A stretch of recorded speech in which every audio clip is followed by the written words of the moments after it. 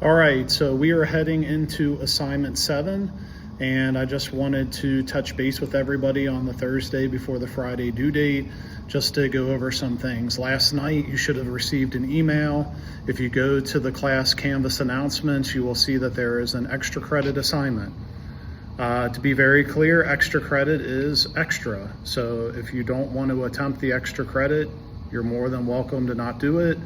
I'm providing you with a Barbara Ehrenreich essay and an opportunity to show what you've learned beyond the rough draft and final submission of the previous rhetorical analysis. So this is a one and done. You can read the article. You can look back at the comments that I made on your draft, the comments that I made on your final, and put together a rhetorical analysis of this new essay and earn yourself 50 points. There are a total of 500 points possible in the semester for this class. So that amounts to 10% of your grade. Most of the assignments that you've been working on account for 12.5 points week to week. Some of the minor assignments. So think about that. That's the equivalent of 4 minor assignments put together. It is not a graded on submission or completion. So I still will grade it as if it's a regular essay you would submit out of 50 points. So you have the opportunity to earn up to 50 points on that essay, but it's a great opportunity if your grade is not where you'd want it to be, or if you'd like to kind of course correct and get things back on track in the class. So take advantage. By Wednesday, March 5th at noon, you submit it by attaching it in an email to me. So again, great opportunity. Do you know what a rhetorical analysis is? Yes, at this point, very much so. You know what it is. You've done a draft, you've done a final, you've done multiple assignments related to rhetorical analysis. You've gotten tons of feedback. You know what it is.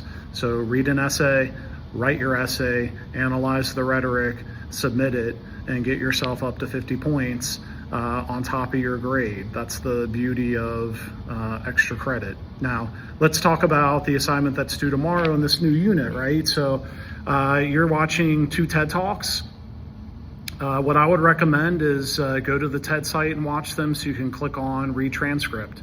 And that'll help you so that if you're not just an auditory learner, which I am not, I am more of, I gotta read it, look at it. I would rather look through the transcript or use Control F, which is an option to maybe look for some keywords, and it'll come up and you'll be able to search through the transcript and look for information and answer the questions. The goal, honestly, is to use those TED Talks to mine, like a 9er 49er, mine for gold. You're mining for an argumentative research topic to come up with an argumentative research stance. That does not mean that I'm asking you to take the speaker's main argument. It can be tangential. It can be a thread that you pluck that is interesting to you that you would then want to do research on. Then assignment number 8 is to do a thesis and annotated bibliography. Why? What is the purpose of submitting a thesis and annotated bibliography? Number 1, is your argument actually an argument? That's one. Is it specific enough? Is it something that will be able to carry you through a 2,000 plus word essay? Because if you have not looked at the criteria for the draft and the final for the argumentative research essay, it is longer. The requirements are more extensive than the rhetorical analysis. So that's something to keep in mind. The annotated bibliography, there are samples and handouts, but basically you have to show that there are at least 5 credible sources out there. You're gonna find them. You can use UC Claremont's online library. You're also able to use the web as long as you can find credible sources.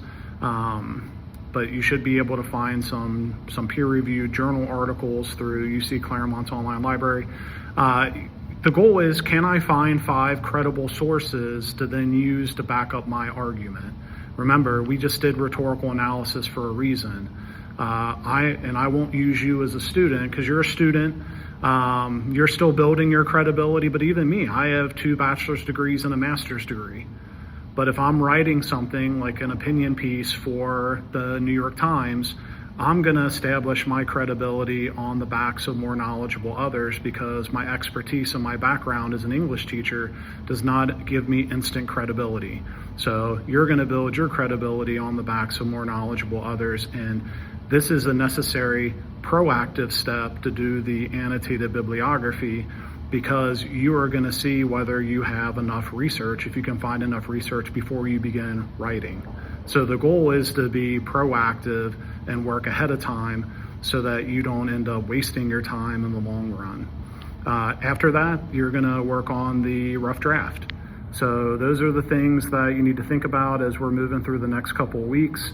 Reach out to me through email. It's like raising your hand in a face-to-face class. And I look forward to reading your work on the TED Talks this Friday. Thanks.